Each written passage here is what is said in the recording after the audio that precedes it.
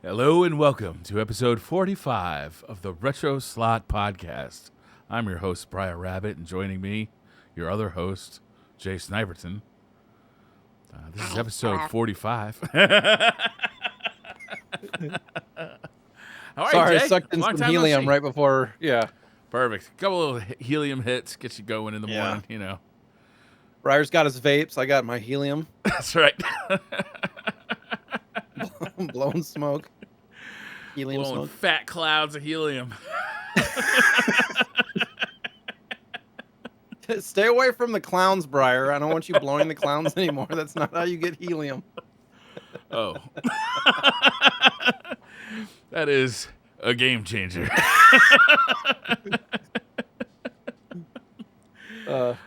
Jay, it's been almost a month. I think it's like 3 days short of a month. Yeah. Yeah. How are you, man? I'm good, busy. We as I told Briar last night, I was like, "Hey, would you mind doing the notes and the things cuz we might be like adopting a dog tomorrow or sometime this week." And What's a note? what's a note? He's like, no, I don't. No, thank you. Hard pass. Don't give me responsibilities. So yeah, I mean, between that and working on YouTube stuff, I'm gonna try to take YouTube more seriously this next year, and just I don't know, the new season of Destiny. For those who saw the reveal today, just all the hype and things and prep and stuff for the raid this Friday. It's been busy. Video games, am I right? Yeah. For reals. How are you doing, man? Important You said stuff. that you're sore. I am sorry. So this morning, I did not watch the reveal yet. I am going to watch it. I'll probably either watch it after the podcast tonight or early tomorrow morning. But what I did this morning is I woke up, had 2 cups of coffee, and then drove myself to the kayak store. Bought a kayak. Yesterday, I bought the roof rack. Mm-hmm. Actually, funny story, I found a roof rack for $200 off of Facebook Marketplace. Usually, if you're familiar with like how much roof racks cost, it's like if you're lucky to get out of there for like $800, like for a new one. So I was like thrilled to get one for $200, Mm-hmm. and it can hold 2 kayaks. So I was able to go to the kayak store today, buy the kayak. We're going back on Saturday to buy my wife a kayak, and then I went kayaking today, and I was like, I had super fun doing it. It's funny. On Saturday, I met my friend to play some frisbee golf. Are you familiar with frisbee golf? Yeah, I've played it a few times. It was too hot, and we got into poison ivy, so we decided to go back to his house and swim. He lives on a river, and we're kind of hanging around his house. And I said, "What's with these kayaks, man? You ever do this?" He's like, "Yeah." You want to go? I'm like, "Yeah." He's like, "Have you ever been before?" I'm like, "No." He's like, "All right, let's go." And then fast forward 3 days And now later, you I own a bought kayak. Yeah, And a roof rack. yeah, and a roof rack. Things move Have fast, you know. Yeah. Have you learned how to do the rolling and the getting out of the kayak and stuff? No, I have not learned anything at all. Zero. I do want to take a lesson. I'll probably, once my wife has hers, we'll probably do like a lesson together. Mm-hmm. I don't know if we'll get into rolling. I think that's actually pretty advanced, right? Well, I don't know. My wife's dad, so my father-in-law, is like big into kayaking. He's always going out, and he's like in his 70s at this point. And so yeah, he's always telling us about his adventures and stuff. He goes out like in the wilderness, and they did like a kayak trip, like 10 miles in kayak, like just wild stuff. Yeah. So I'll probably be just kind of on flat water to get going, right? And then, we'll see where it takes you. You'll be fine, Briar. I've been on a health kick for the whole summer, basically since the spring, because I just needed to be. I need to be on a health kick, right? So I've been bicycling a ton. Kayaking was super fun, so I decided, I'd like to add this to my routine. And I'm really excited about it. So I went today. I went for like 3 hours. It started to rain and lightning, so I got out of there real quick. Came home, did the notes, and then we're podcasting. That's So great. tomorrow That's I'll great. watch You're doing all that stuff. Yeah, I'll watch the reveal tomorrow. Your beard's coming in nice and thick too. Just like cup. It's just like got a nice even A little grayer than a last little time. bit? Do you trim it at all when it's this size, or just let it go I need to. Yeah, I do like to trim it. Yeah. so it doesn't like go out like this? Yeah, mine will just grow this. Yeah, mine does the same. And you're like, what do you mean? And I grew it out for like 3 months once for charity, and I definitely got that. And so I had to you got to kind of form it down into the shape that you want. Yeah. I got a ton of the neck beard too, which is very bushy, right? It's like a voluminous. So you gotta get rid of all that. Just gotta grow out the neck beard right at the top of the neckline. Only the neck beard. Yeah, just like Just the- like a Venus flytrap sticking out of your shirt. Just the neck. I like it. Yeah. Maybe for the next charity stream we'll do that instead of shaving it off. It's just do a neck beard. You're gonna be looking like you're held captive by your shirt. We got an exciting show this week, actually, because we got a month's worth of news. Some of the news is pretty huge, too. We're also going to be talking about Battletoads. I blame Jay for that. And then, I mean, it's been a month, so I don't know how many pickups Jay has. I got a couple of pickups. We got a packed show. Foreshadowing. I have 0 pickups. 0 pick? I'm going to have more pickups than Jay. This is the first.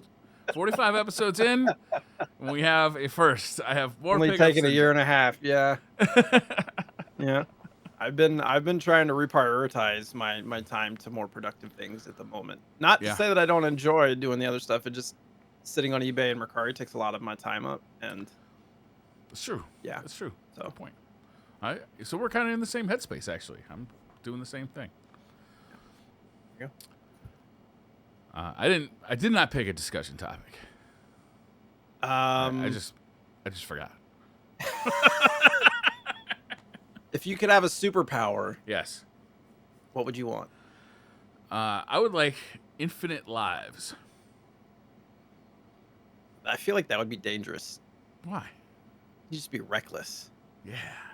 You could be. You could do anything immortal. You just be immortal, basically, right? Yeah.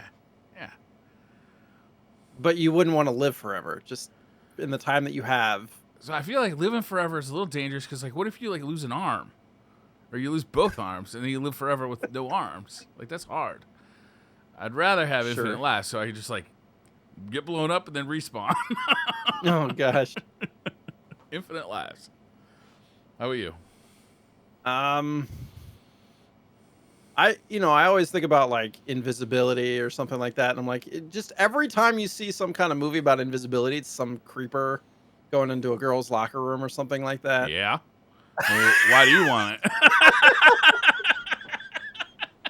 I don't know, because I like being anonymous. And no, realistically, I'd probably want something thought about teleportation. Save on travel time. That would be a fun one. It'd be dope. And then the other one would be, very selfishly, I'd like to know what people are thinking when I want to. Yes. Just be able to oh, he's thinking about dicks again. I think about doing the World Series of Poker and having that ability, That would be profitable.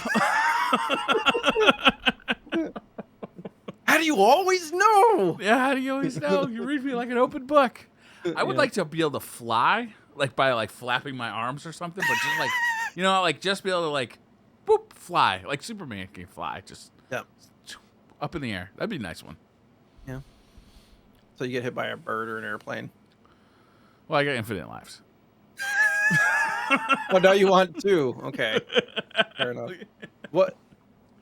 Anybody that's listening to this, if you're watching on YouTube, tweet at us. Let us know what you'd like your superhero ability to be. Yeah. So Jay, I think there was actually some really big news this week, this month. But Analogue Pocket OS finally released. That was pretty big. I think we talked about it was announced last show, but now it's been fully released. It was the day after the show or 2 days after the show. Yeah, I sourced this from Gizmodo.com, but they have they introduced libraries. They improved the save states. They now allow for third-party cores, meaning other developers can develop cores. So like somebody else can. Well, some of the ones that have come out are Neo Geo, Game Gear, Master System, SG-1000, and there's more coming. And you can use ROMs. You can now play ROMs using the device. So you can load ROMs onto a memory card, and you're off to the races. Cartridges not necessary, but still, obviously, they work. Huge news. Yeah. I am curious if it can be linked through libraries. Like, I haven't tested it. Yeah. But if you're loading ROMs onto it, can you access them via the library? Because the whole point. I would hope so. Yeah, the library. When they were showing that technology like a year ago, they were like scrolling through, and you click on something in the library, and then it just like starts playing. I wonder if it's that easy with ROMs. Yeah, I don't see as that library has a whole lot of usefulness if it doesn't kind of integrate with your ROM set that you have. Like, so imagine you have like a full ROM set for Game Gear. The coolest thing to me about libraries is that it tracks your time. It tells you a little bit about the game, like all that kind of stuff. And if that only works for a cartridge, it's still cool, but it's cooler if you could just, boot up a ROM. I wonder if it'd be coolest if it knew the difference between the two and would count your playtime separately with the two. Yeah. That'd be neat. That's one of the other things too, is there's only so many saves per core. But if you're using the ROMs, you have more save states because it's like separate. It's weird. I watched a video on like a review of somebody who had loaded it up and was doing the ROMs and stuff. Yeah. And he said it works. The ROMs work really well because it's, it's basically like a portable Mister almost. Right. Where it's acting like the hardware, and it's booting up the software. But they did say that the library isn't as fleshed out as was originally advertised. The original advertisement had like the like cover art and potentially the manual and stuff like that. Oh, that's not in there? No, it's like just information. It's like the one pager, the developer, the year, and it's just like very basic information. It is still in so beta, like I think what they're saying, right? Like it's still they plan to improve it more. I'm still waiting for my Analogue Pocket. I don't think it's coming till the fourth quarter. So actually, that's We're getting almost close. there. Yeah, it's getting close. Christmas presents in Briar. Yeah, from myself from last year. Free. It's my For Christmas. free. It's 2021 Briar's Christmas presents and 2022 Briar. You gotta make a YouTube thank you video to your past self. Yeah. Yeah, I'm pretty excited about that. To be honest with you, I was not that hyped about getting my Analogue Pocket because without ROM support, the usefulness of it to me was not super high. But being able to play like Neo Geo games, NES games, Super Nintendo games, like all of a sudden that thing just becomes a monster. A monster. Mm-hmm. I did play Battletoads Game Boy on it. I wanted to see if it was like a true port. Yeah. It is not. It is very different. But like there's similarities, but it's a lot more different than I would have expected. I did some research on that, and actually I was looking at the Wikipedia page for there is a port to the Game Boy, but it's not called Battletoads. Well, we'll talk about it later. We'll talk about Battletoads later. It's called something else, which is kind of weird.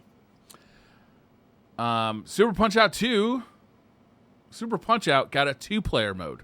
It's been discovered after 28 years. It's been there the whole time. It's like a button combination you got to hit to enable it. You can select the kind of the bad guy, and then fight as one of the bad guys against your friend, who is Little Mac. That shit makes me mad because I loved this game. Yeah, big time. Yeah, I can't believe it took 28 years to find this. I can't believe somebody found it 28 years later. Like, both of those things are shocking to me. I can't believe Nintendo never said, hey, nobody figured this out, so why don't we just, tell them? You know? You'd think it'd be buried in a Nintendo Power somewhere or something. Right, yeah. I haven't checked this out yet, but I totally plan to.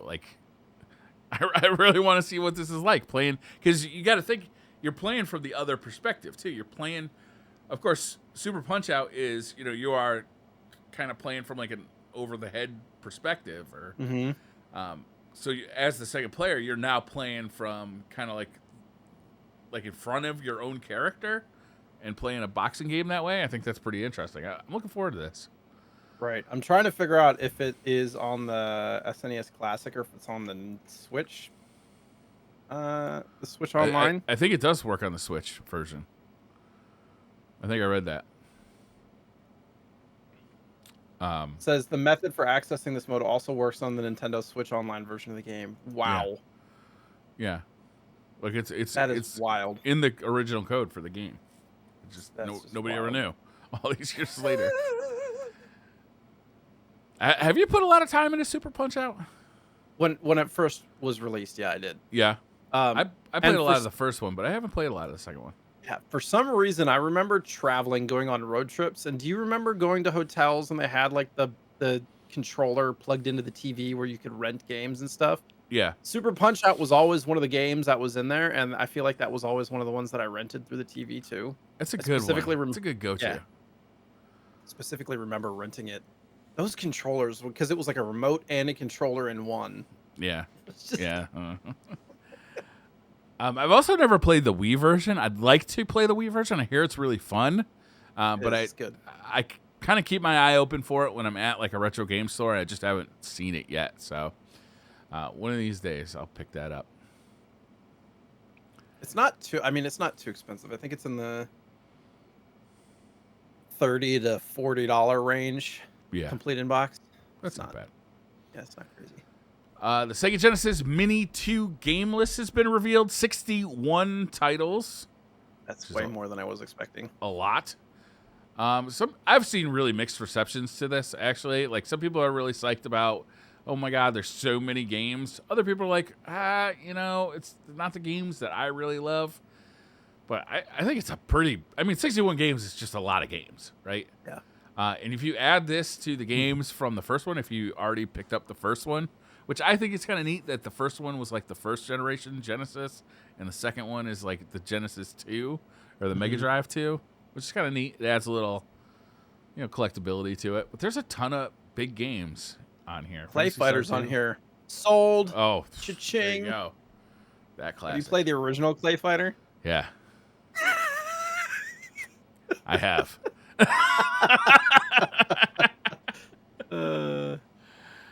There's a lot of good stuff on here. The Ooze, I think, is like kind of like an underrepresented game. Revenge of Shinobi, Shining Force 2. Good stuff. There are Sega CD games in this too, which I thought was interesting. Night Trap is on there. Oh, I just ordered. I forgot to mention this. I should have put this in the news, but I just ordered Night Trap for the PlayStation 5. They re-released it from Limited Run. Yeah. Well, no, it's up-res. Like, they took the original video, and they did the best they could with it. This is like 240 Pi or something. It's really low res. Yeah, it's probably pretty low, but hey, I thought that was kind of fun, so I ordered a copy. That was off Limited classic. Run. Yeah. It's notorious, that's for sure. It's something. Yeah, it's something. It is a game. I'll play through it just for fun. I never owned the original Sega CD version, even though I was a proud owner of the Sega CD back in its own time. Sylphie, that was a classic game. Sonic CD. It's like a shmup. Yep. I don't know. I'm not going to be getting this unless I see it at like Best Buy for $30. I haven't collected any of the mini consoles. I did when NES and SNES first came out, but then like trying to play them and dealing with input latency and stuff, I was like, I'm not going to be playing, So I still have them, but I'm not actively searching for more. I feel like most people have collected them like as like shelf kind of things, like right. Or if it's like display. You're normal consumer who's not like crazy about video games, and you just you're like, oh, that's cool. Yeah. Yeah, I wonder how many of these we're going to be able to find at like tag sales in 10 years. Sure. Probably a ton. Japan? Wait, does Japan have different games? They often do, yeah. It's like they are. Oh, Crusader of Senti is on there, which is, I'm pretty sure that's the most expensive Genesis game that exists. It's like an $800 cart. It's an Atlas game, of course. Of course. You mentioned input lag. That has definitely been a plague to these like kind of mini systems. In fact, Sega's the last one that they released was the Astro City Mini V, which I don't know if you saw this. This was like a little mini arcade machine. With the gimmick though was that it had a horizontal screen for like shooters and stuff.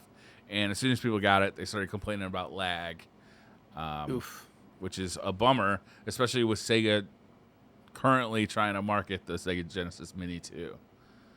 And it's $180. Yeah, that thing's pretty expensive. I mean that gets pretty expensive to me. The Astro City Mini 5 or V, I'm not actually sure what they want that to be called. I think they have released a few other ones, haven't they? That's getting outside of like just display it on the shelf price to me, you know? Yeah. There was one, do you remember we talked about one a while ago? It's got to be like 6 months at this point, where it had like the rotating screen. That was and expensive. It would pop in, and it would like rotate in and out. Yeah. And I think it was only available in Japan or something. Yeah. That one was like $380 or something, right? And it was basically just a tablet. I think that's basically what these are. They're just tablets with like Bluetooth. Yeah, they're like controls. a little Android. Yeah. Sticking with the arcade theme, Arcade 1UP announced Marvel vs. Capcom 2 at EVO. Did you watch any EVO this year? I didn't. No, I didn't. I saw some clips on Twitter, but otherwise, no. This thing looks pretty good if you're into these Arcade 1UPs. It's got a ton of different. It's got like all of the Marvel Street Fighter kind of crossover games on it. I think the art on the side is pretty good too. It's got kind of like that Street Fighter Alpha look as well as the MVC2 artwork. The whole thing is pretty neat. It comes out on the 8th of September. I think they said it's going to be $449 or $500. I'm checking, but while I'm doing that, my question is, I feel like a lot of these Arcade 1UPs, quality-wise, are going down. Like some of the reviews for like the Simpsons machine and a couple of the other ones, they say the build quality is not as good as they used to be and stuff like that. I think it's really hit or miss. I think like some of them have really good screens, some of them have worse screens. Some of them have really good speakers, some of them don't. Some of them have better controllers, some of them have. Yeah, I think it's wise to look at reviews for the specific one you are looking at. It's really unfortunate, in my opinion. Like the Big Blue, the Street Fighter Big Blue one got great reviews out of the gate. It's good. That's the one you're getting, right? I almost pulled the trigger the other day because it was on sale for like $400. But man, I'll be honest with you, I've been spending a lot of money lately. Got a kayak, spending money on things. By the way, look at Zangief's face on the side of that thing. Yeah, I love it. His big old, like, he's got his eye looks like it's gonna pop out of his head. Yeah. Zangief is one of my favorites. Do you play as Zangief? No, not really. I just like him. I want to see him and Soda Popinski from Punch Out go against. That's a crossover I could get behind. Yeah. Street Fighter Punch Out versus Punch Out. Heck yeah, I'm in. The only crossovers we've seen so far with Punch Out is Little Mac and Smash. I feel like. Yeah. Their characters. I don't think any. Really, that's surprising. They've never put another Punch Out character in Smash, huh? Not that I've heard of in any game. Well, Mario was in Punch Out. He was the ref. Right.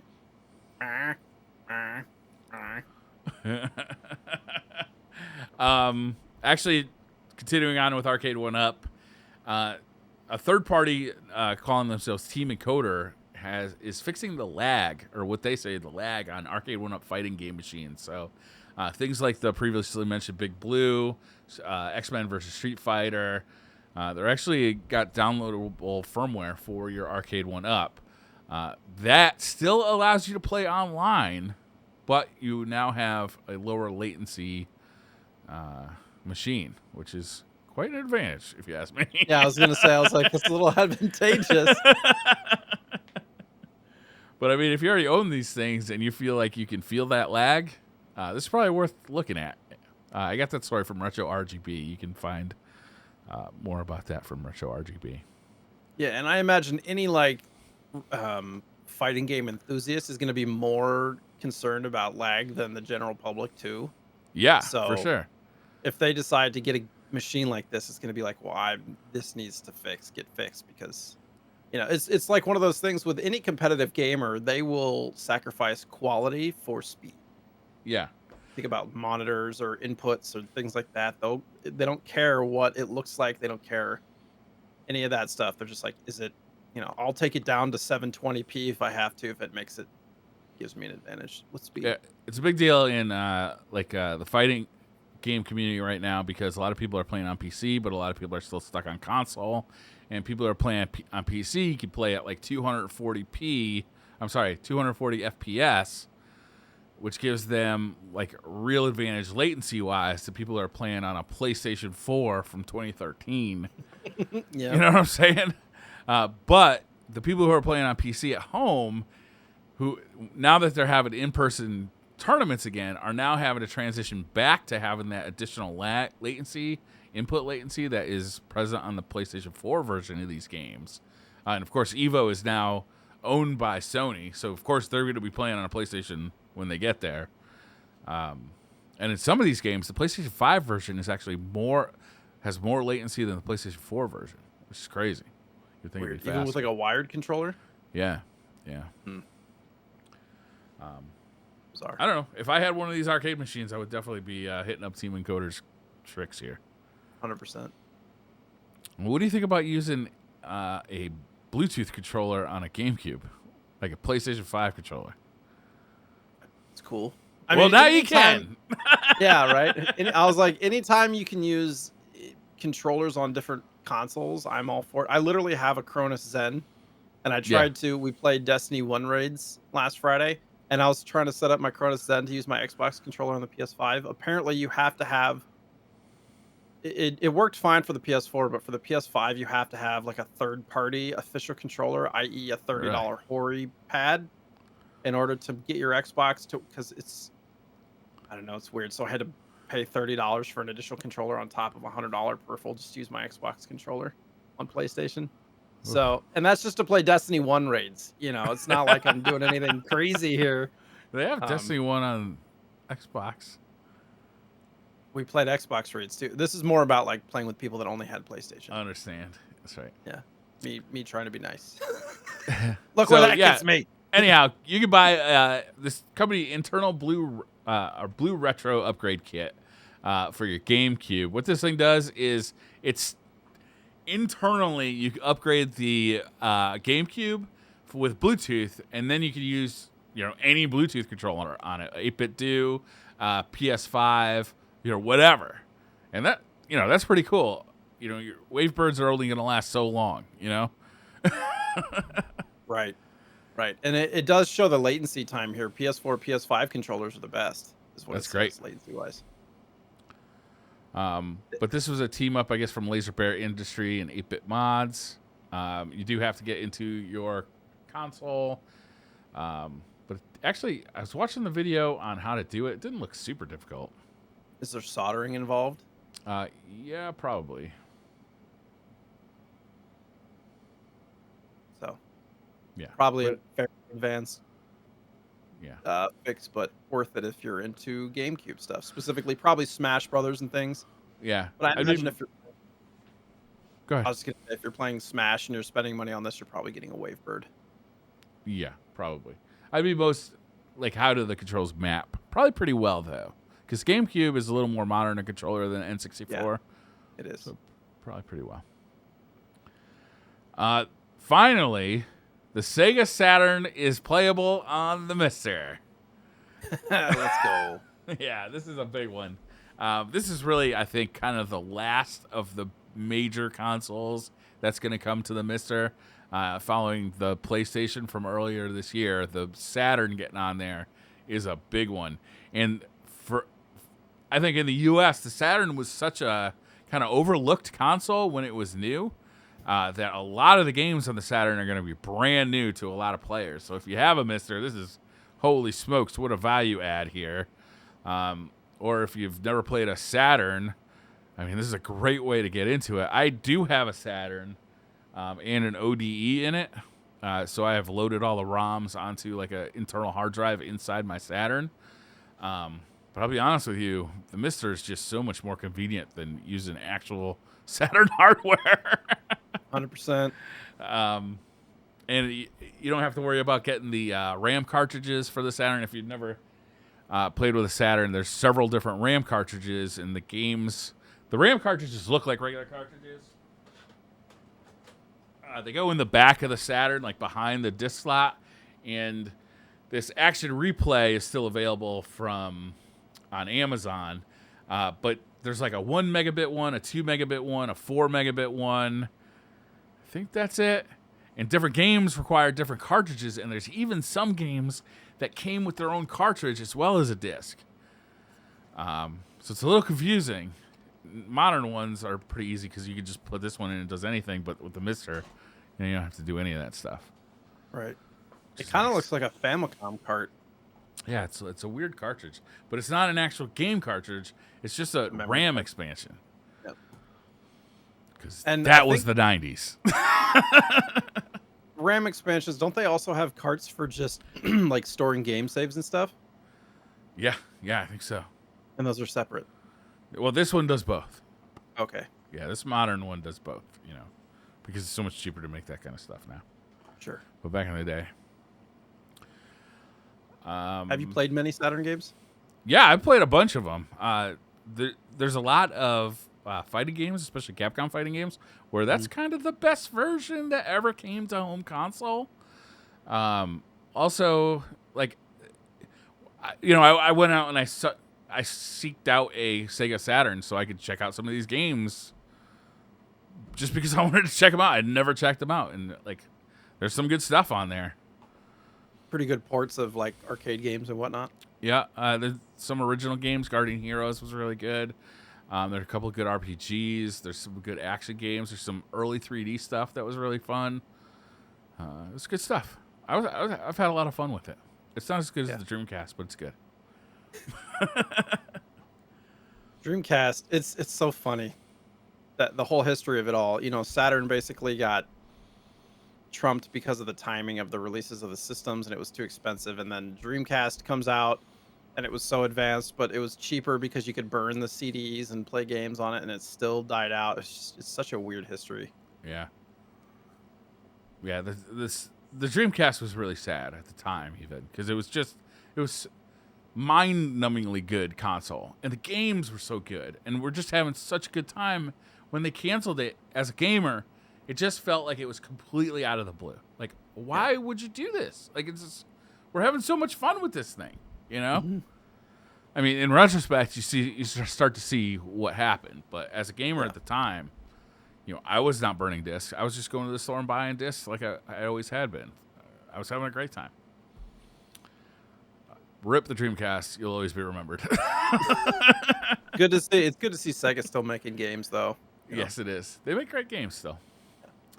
I think this is the last story of the day. Life on Mars is a new Genesis Metroidvania.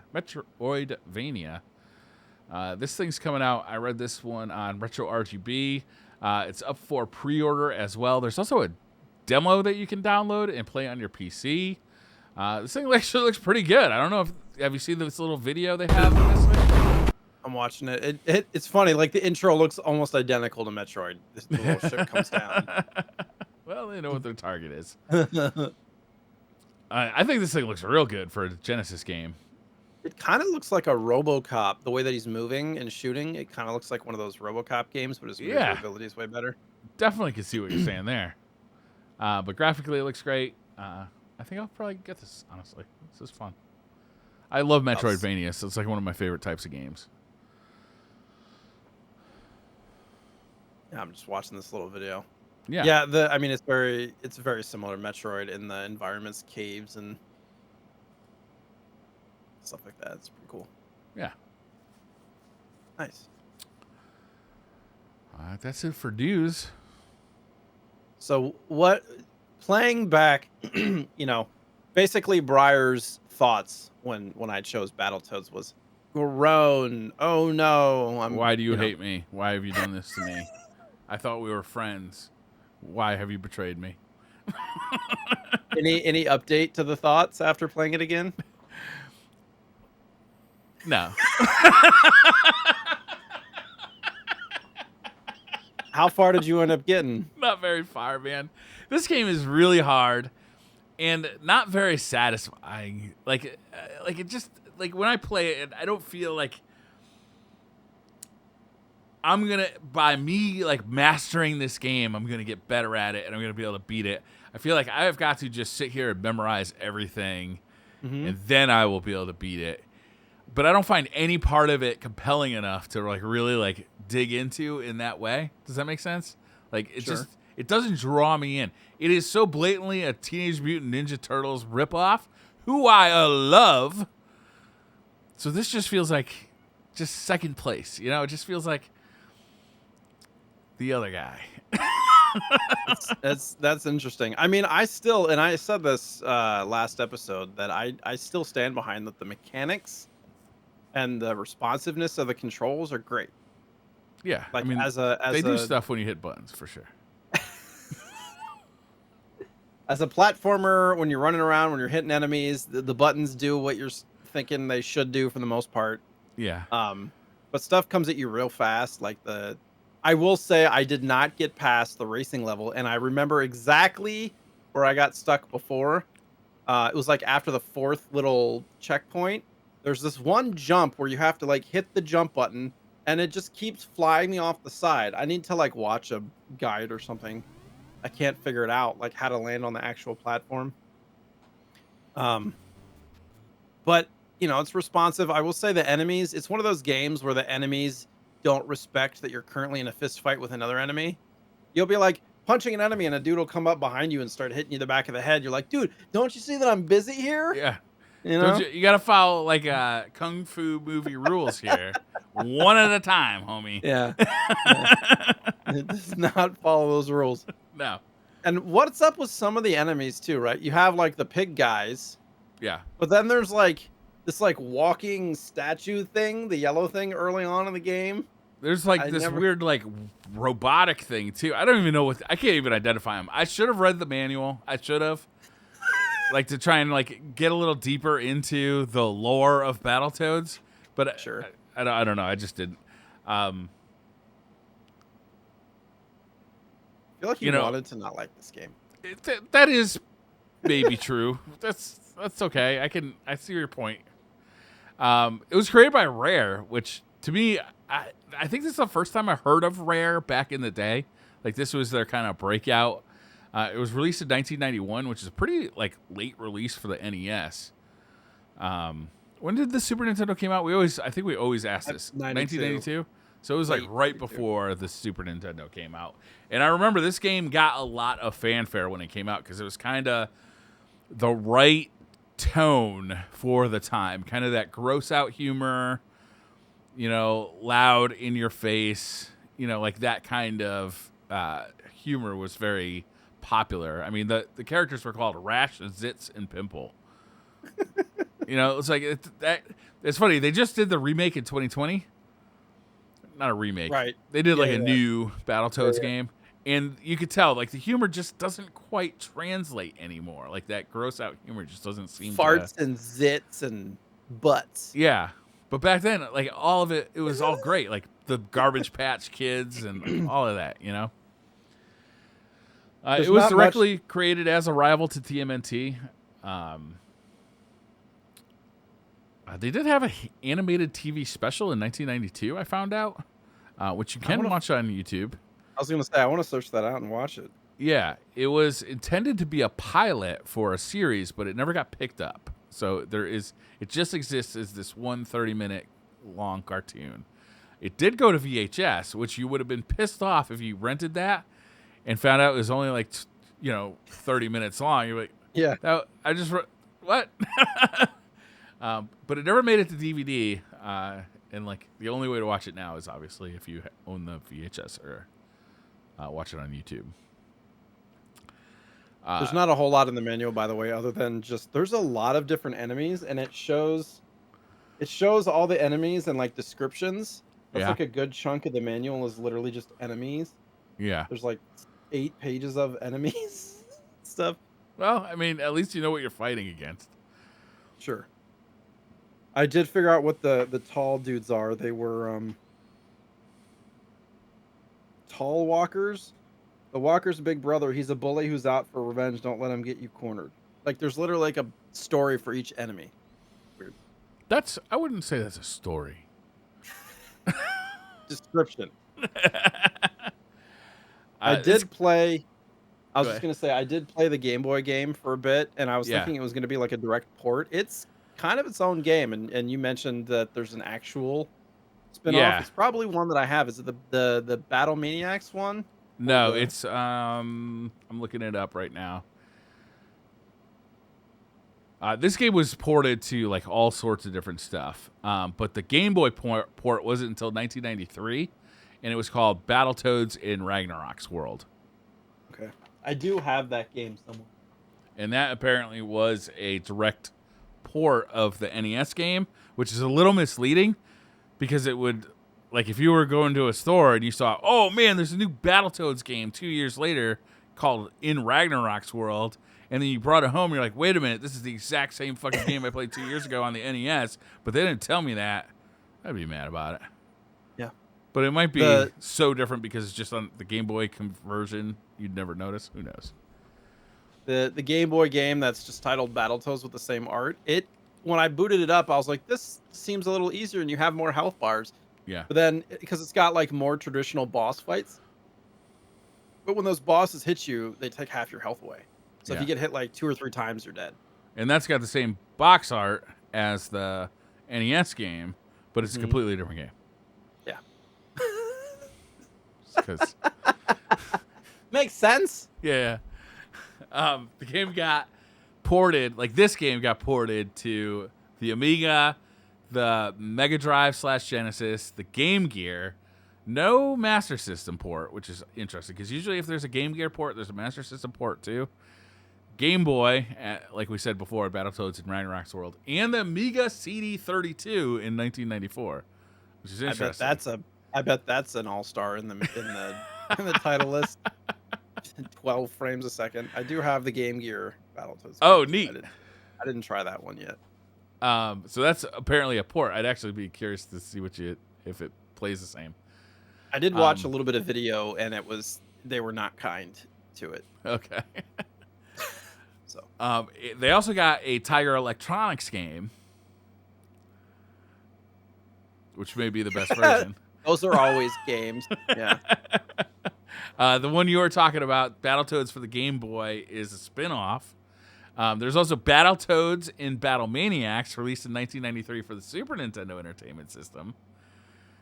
There was Battletoads / Double Dragon, a crossover with the Double Dragon series. There was an arcade Battletoads game in 1994, which I've never seen. It's supposed to be really good. That's supposed to be really good. I've heard that too. I think you can play 4 players or something like that. And then finally, obviously, there was the 2020 Battletoads that came out on Xbox One and Microsoft Windows. Did you play that? I didn't, but I know that it did get pretty good reviews. From what I heard. I played it. It was, my biggest problem, honestly, was that the levels were just too long. So it's like, I was having fun, and then I was like, okay, like I want to see the next thing. You know what I mean? Like, which I think can happen to beat 'em ups. Like it's a common problem with beat 'em ups. Sure. Yeah, that's pretty much it. There wasn't a ton of information about this one. But yeah. Cool. I don't know what it is about Battletoads. Like, maybe it was the responsiveness of the controls, or just that it was so simple in idea and hard to implement, or the fact that I often played this with friends and just we were laughing our butts off going down the little tunnel and like smashing into each other and causing all sorts of nonsense. Playing this co-op is like the worst decision you can do as well, because most of the levels, if one player gets screwed, then you're both screwed. Yeah. Is this one of the ones so if you move forward, you can like pull somebody off of a ledge? I don't think so. No. But in the racing portion, if one player dies, I can't remember if you both die. Okay. I can't remember. I just remember it being rough. Yeah, I just remember I rented this game when it was new, and I was already playing Genesis at the time. I'd been an early adopter of the Genesis in 1989, like Christmas 1989. So this really felt like, this game. Like it actually looks like, looking back at it now, I think it actually looks pretty good for a Super Nintendo game. Like I think it looks really good for a Super Nintendo game graphically, but I can't really agree with you on the controls. It feels like just super jank to me all the time. Like everything it does just like feels weird. And those racing levels suck. They're just so hard. Yeah. They're so hard. Is that where you got stuck too?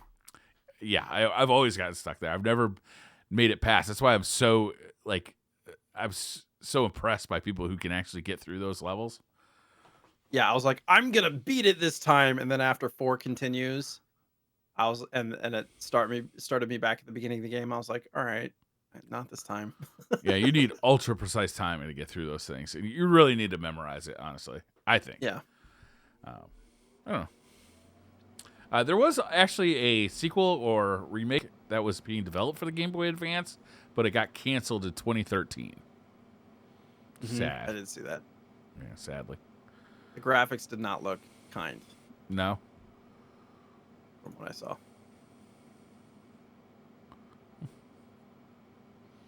That's it. That's all I got for Battletoads. I'd like to talk more about it. It's just not, I don't know. I don't know what it is about Battletoads. It's just not my game. He's got something against frogs, man. He only likes turtles, which we all like turtles. I saw a turtle today when I was kayaking. No ninjas, but I definitely saw a turtle. You wouldn't know if it was a ninja. That's how they get you. Yeah, that's true. Can you imagine a Battletoads Ninja Turtle crossover? Yes, but the Battletoads would be the bad guys. No, they need to. Shredder just has a thing for amphibians, and they both have to battle Shredder. Right? I don't know. Put him in an April outfit. Put Zit in like a big yellow raincoat. You son of a bitch. Briar's just looking at me like, what the hell are you smoking, dude? Helium. I told you. Helium. You're taking mad helium bong hits. Gravity hits from helium. Gravity hits. I like it. This has got to be like the shortest episode we've ever had. This is weird. I mean, I feel like I'm burning through the news. I burnt through the news like really fast. It's okay. I don't know. I'm hyper. I don't know what to say. There was a few things that I almost put on, but they weren't huge deals. Okay. Do you want to talk about them now? They were like the Nintendo Life stuff. I didn't end up putting them on there, but I have to go search for it. While I'm looking for this, why don't you show us your pickups? Okay. Obviously, I got Battletoads. I ordered this. Like, what I'm trying to do is, because sometimes I forget to order the thing until it's too late. So I'm trying to, when we pick a game, I'm trying to order it the night that we pick it. You know what I'm saying? So it gets there in time so I can actually play the cartridge. Sadly, this cartridge came in like a Nintendo sleeve, but it's all taped up and shitty. So I never know what to do with this. Like, I don't want to throw it away, but I also don't want to keep it. You can get a new one for like $1, I think. Yeah. But I did play on the cartridge. That was fun. This cartridge took a lot of cleaning. There was a lot of zits, pimples, and snots on it.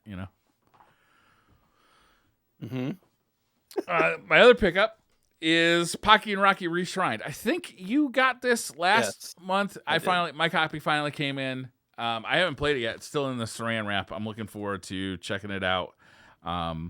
This is a sequel to the Super Nintendo game. Actually, not right. Did it come out as a Super Nintendo game, or was it only Super Famicom? No, that's like a straight up sequel. Okay. So it was Super Nintendo. Not it came out in the U.S. Not Correct. just Japan. Correct. Yeah. So this was. I think I was able to get this from Amazon, right? This was it's E for everyone, so I didn't have to order this from Japan. Was it too expensive? No. I'm looking forward to playing it. Honestly, there's just so much gaming on my plate right now. It's hard to get to it all. Does that make sense? Yep. Yeah. You get it? Yep. The Shredder's Revenge is supposed to be coming to the Switch soon, I think. Is it like next month? You remember when they're shipping? The hard copy? Yeah, I think it is probably next month. September 27th is what it says. Okay. Yeah. Perfect. And the Cowabunga collection comes out August 30th, so in a week. So we'll probably be talking about the Cowabunga collection next episode. Good. I mean, okay. Yeah, I'm looking forward to that. I've been looking forward to that one all summer. I kind of lost track on time with that one. I got to make sure I have that pre-ordered. You know what is kind of a mess is that I pre-order things in different locations, and then I forget if I pre-ordered it. So I have to like look at several different places to see if I pre-ordered it. I need a better system. I need like some kind of like Excel spreadsheet or something. Can you just like search your email? Yeah, that's probably a good idea. Thanks, Jay. I'm here for you. So, we didn't talk about this. SNK announces the Neo Geo Pocket Color Selection Volume 2 is coming soon. They didn't announce a date. This is a Switch game? They didn't announce the systems yet either. Okay. But I imagine it's probably going to come out on Switch. Yeah, with, I bought with this kind of Switch version in the last collection. I liked it. Was there a physical version of that? I'm pretty sure there was. Yeah. Have you played any of those games yet? Yeah, I liked them. I was having fun with that. Did they do the thing where they like letterboxed the thing and they like a Super Game Boy kind of situation? Yeah, you could like see the handheld on the screen, which was kind of neat because that had a square screen. So they just kind of like, I thought it was a nice. I'm torn. Touch. I'm torn with stuff like that because it takes up like 60% of the screen. Well, but the original pixels are so much like they're square. Yeah.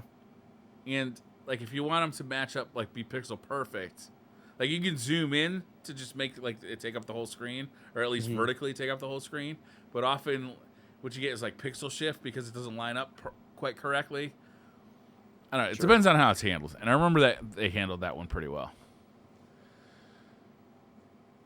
If you're playing it on the Switch handheld, is it any bigger? Or is it the same? I don't remember, honestly. It's teeny tiny. So yeah, more news on that when it's released. And then the other one was you can now play Steam games using your Retro Switch controllers. So like if you have the N64 or probably the Genesis controller, you can play some Steam games. How's that work? It says that it supports the NES, SNES, N64, Mega Drive, and Genesis controllers on Steam. Oh, the Switch versions of those. Yes, the USB. Okay. Cool. That's great. Controllers on Steam. Fucking Steam, killing it, man. You get a Steam Deck yet? No, I won't be. No, just period. I've heard big time mixed reviews too, and just I don't travel. Yeah, you know, I hear you. If I'm home, I'd rather play on PC. Yeah, I like playing on the couch a lot. Yeah, makes sense. Yeah. So for next episode's game, sorry, I kind of wanted something light because we have a lot of other gaming we need to be doing right now. Obviously, we both play a lot of Destiny. You know, there's a new expansion of Destiny, so I really wanted something that was just we could play this for an hour and get the gist of it. So I picked Streets of Rage 2 for the Genesis. Okay. Have you ever played this game? Cool. I have. Okay. Briefly. Yes. I think it's also a good palate cleanser after Battletoads because it's also beat 'em up, but it's one of the greatest beat 'em ups ever made. Where is this available? Is this available on Switch Online? Oh, I don't know actually. I'm gonna look. I vaguely remember. It's definitely available in the Genesis collection on the Switch. Like if you buy that like Sega Genesis collection by Sega on the Switch, it's definitely in there. But I don't know if it's available in the Genesis collection. The Genesis Online, whatever. That's so fucking confusing how they have that. It was marketed. on the 3DS game store. And I think it's on the. It might be on the Nintendo Switch like store, so you can buy it. But I'll probably look for a hard copy. Yeah, I'm definitely gonna pick getting a hard copy of this. I love this game. I had this one when I was a kid too. I had all 3 of them. Nice. You can apparently play it on Google Play, like on your phone. Sure. Who wouldn't want to do that?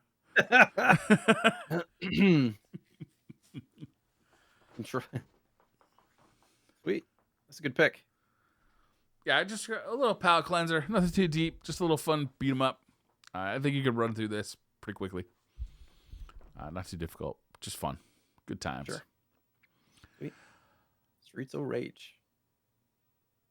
2. 2. Yes. 2. Streets of Rage 1 is fun as well. Streets of Rage 2 though is a What's classic. the main difference between 1 and 2? Is there any? Way better graphics. I like the music better. Way more characters you can choose from and play as. It's just more and better. 16 meg. So big. I've never heard that in my life. All right, Jay, should we wrap this one up? Sure. All right. So we should be back in 2 weeks. I think we don't have any planned interruptions. So we should be back in 2 weeks. If not, we're sorry in advance. But we still love you. It's not your fault that mommy and daddy. Wait, who's mommy and who's daddy? Listen. I think people know the answer to that. I'm wearing shorts that could be confused with jorts right now, so Not in my favor. These shorts are baggy. You can find RetroSlot podcast on Twitter at the RetroSlot as well, and let us know if you have games that you want us to check out in future episodes. Make sure to let us know. And otherwise, where can we find you, Briar? You can find me on many other DCP certified podcasts, such as the Destiny Community Podcast. We'll be talking about the newest expansion in Destiny, as well as Side Quest. We had the Mav show on Monday. That was super fun. I wasn't there, unfortunately. I missed it. You were and kayaking. Places. And kayaking out on the river. I also got a bike rack, so I'll be biking more. I'm just all over. Picture somebody on the water that sees you. Hey, Briar, I heard you were kayaking. Hey! And that's the end of Briar. Yep. You can find me on Twitch, Twitter, and YouTube, hopefully consistently for this year, at JSniperton. And I will be playing a lot of Destiny on stream and potentially some retro games as well. Coming at you. Always welcome to Destiny. come hang out. I gotta get that hat that gets me up to 1570 power level. Yep. It's just a hat. It's just a hat. I need it though. It's a hat I need. I love it. There are people who come in and they're like, we love RetroSlot. Like everybody always has good things to say, and they're always very kind and supportive and stuff, and always love to meet folks that enjoy listening to the retro stuff. And it'll get me, like, I'll go on a retro tangent for 30 minutes on stream, and people that don't play retro games in chat are like, what are you talking about? Like, I don't know. Love retro. That happens. What we do need though is, I've been asked many times that we need to have like a Q&A section. We need to be open to taking questions. Sure. So we'll have to figure that out logistically, but I'm sure we can figure it out. We can make that happen because people want to know the goods. They want the knowledge, the deep lore. If you were one of the Battletoads, which one would you be? What was the bad guy's name? Princess. Dang it! What was her name? I'm looking. The Dark Queen. Yeah. I'd be the Dark Queen. Just hate Battletoads. Which one would you be? I'd be Zit. It's just Why encompasses my teenage years, man. I'd just be a walking Zit. Not a toad, just literally just a red pussy just squirting everybody. And on that, we leave you. Thanks for watching and listening.